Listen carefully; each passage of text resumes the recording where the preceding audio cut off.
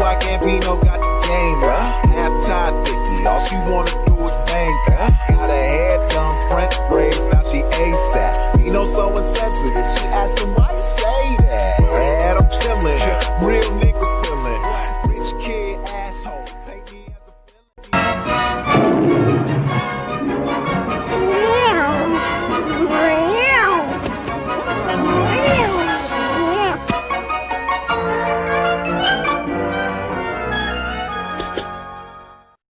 Aduh.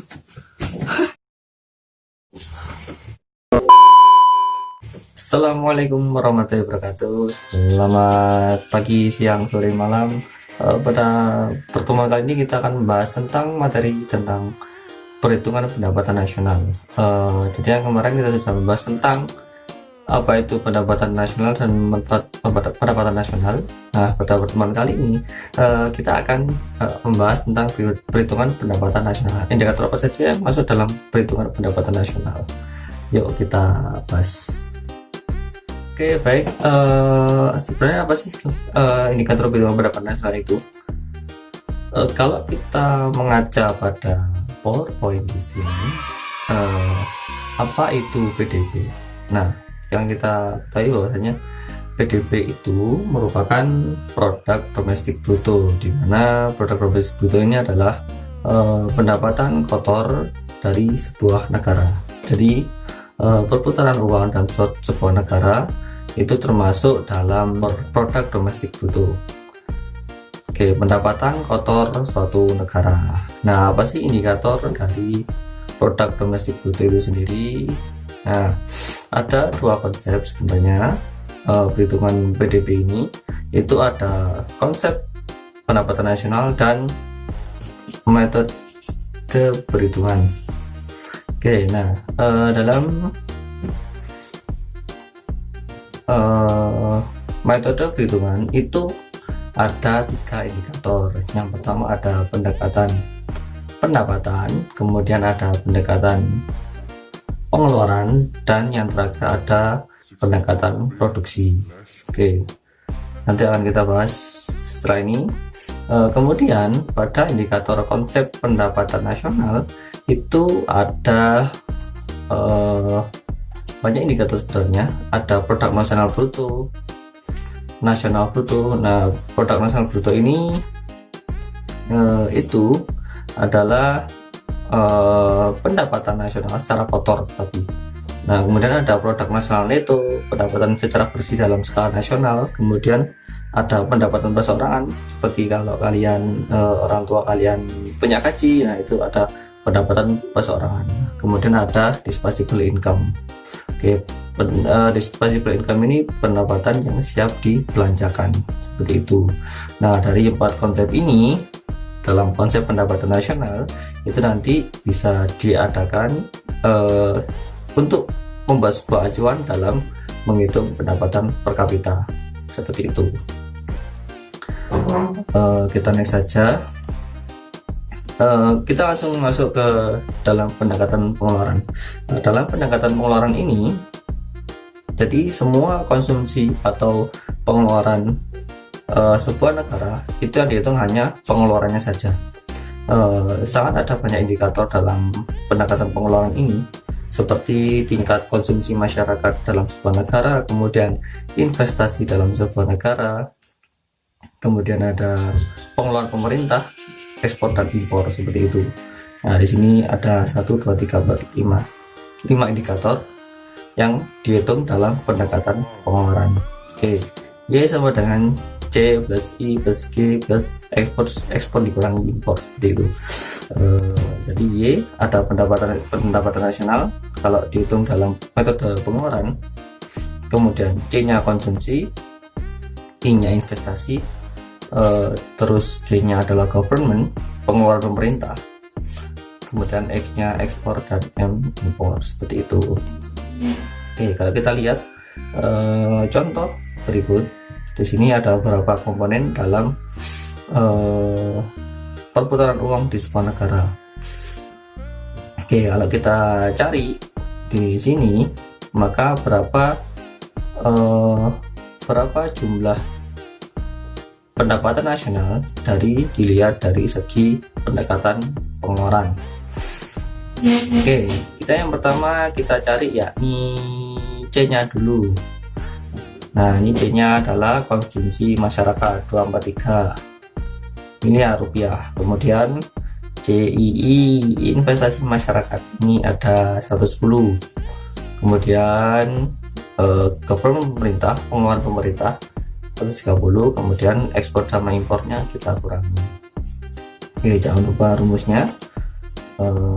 Jadi kalau kita total semuanya adalah 477 miliar rupiah, seperti itu.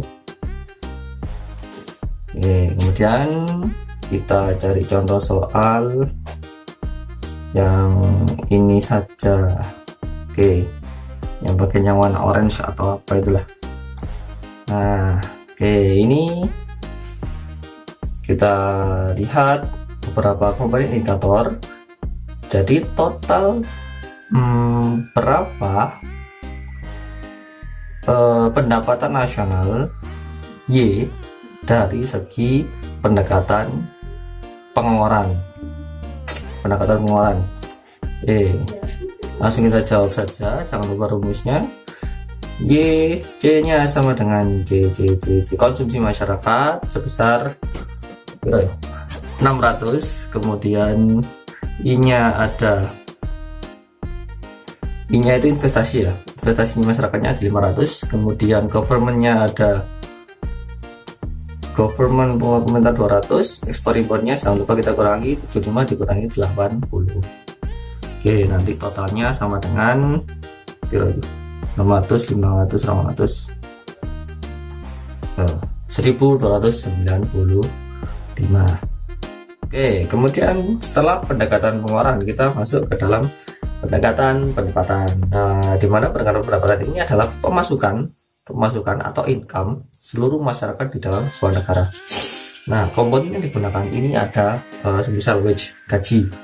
Wage artinya adalah gaji. Kemudian rental ini adalah rent, menyewa, sewa. Kemudian ada interest, bunga. Kemudian ada proprietors atau profit atau dari pendapatan usaha. Nah, jadi kalau di pendapatan itu Y sama dengan W plus R plus I plus P.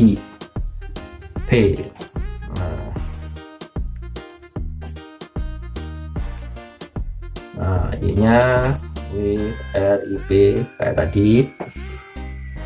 Oke,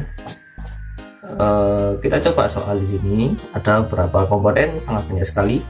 Nah, ini berapa pendapatan nasional dari segi pendekatan pendapatan. Nah, jangan lupa rumusnya. Y sama dengan WRIP, jangan lupa tulis. Wages itu berarti gaji, upah. Gaji upahnya adalah 11 juta. Kemudian W-nya pendapatan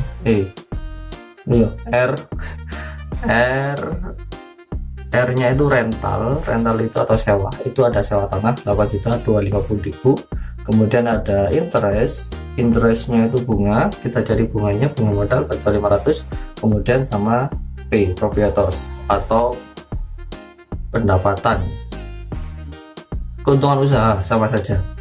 Keuntungan usaha 20 juta. Jadi kalau kita total semuanya adalah 43.750.000. Seperti itu. Oke, kita cari soal kembali yang kita coba yang ini saja, yang soal 1. Oke, kita lihat sangat banyak komponen. Jangan lupa rumusnya. Oke, WRIP. Kita cari W-nya tadi adalah wages. Oke, gaji ada 15 juta. Kemudian R-nya adalah 9.250.000 sewa tanah. Kemudian bunga modal, interest, kemudian keuntungan usahanya 12 juta. Kalau kita jumlah semuanya itu adalah 39.750.000. Oke. Udah. Nah, kemudian yang terakhir pada pendekatan produksi itu kita lihat dari segi sektor usaha. Nah, dalam negara kita Indonesia berarti memiliki sektor usaha, yaitu dari BUMN, BUMS, badan usaha milik negara, badan usaha milik swasta maupun UMKM yang ada dalam sebuah negara dan negara kita. Nah, cara menentukan dari nilai tambah Y dari pendekatan produksi itu adalah nilai output dikurangi nilai input, di mana nilai output maupun input ini, semisal kalau input itu adalah nilai kita ketika memproduksi, awal kita produksi, jadi kita punya modal berapa, kemudian kita beli bahan baku berapa, nah kemudian nilai outputnya ini kita jual berapa, maka kalau kita menghitung nilai tambah itu adalah nilai output dikurangi nilai input. Nah, berapa nilai tambah atau keuntungan usaha kita dalam memproduksi suatu sektor seperti itu. Nah, jadi nilai output dikurangi nilai input, nanti ketemunya adalah nilai tambah. Oke, kita coba soal yang ini saja. Nah, ini salah. Oke, dalam sektor produksi dalam sebuah negara itu ada memproduksi sebuah snack, pasta gigi, perikanan, percetakan, dan pabrik gula. Ini hanya sebuah contoh ilustrasi dalam produksi sebuah negara. Oke, nanti yang ditanyakan berapa nilai tambahnya dalam semua sektor. Oke, jangan lupa kita kurangi dan kita jumlahkan. Sorry. Kita kurangi. Oke, snack 2000 dikurangi 100, 2000 dikurangi 1000. Kemudian ada habisnya snack pasta gigi 6000 dikurangi 4000. Yang bawahnya adalah 3250. Kemudian 500 sama pabrik gula 11 dikurangi 7, 4000 rupiah. Nah, kemudian nilai tambahnya semua sektor kita jumlahkan. Nah, jadi totalnya adalah 10.750.000.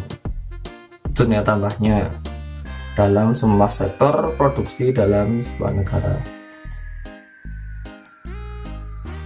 Oke. Atau caranya juga bisa nilai output kalian jumlahkan dulu, kemudian nilai inputnya juga kalian jumlahkan dulu. Nah, kemudian bisa juga nilai output ketika sudah kalian jumlahkan sama nilai input sudah kalian jumlahkan, itu kalian kurangi, nanti hasilnya akan sama 10.750 seperti itu. Oke, jadi kesimpulannya jumlah pendapatan nasional dari pendekatan produksi negara X sebesar 10.750. Tuh. Oke.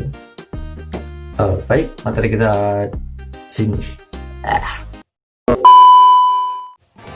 Baik, sekian materi saya pada pertemuan kali ini. Yang kita pelajari adalah pendekatan dari, ada 3 pendekatan, yakni ada pendekatan pendapatan, pendekatan pengeluaran, sama pendekatan produksi. Sekian, terima kasih.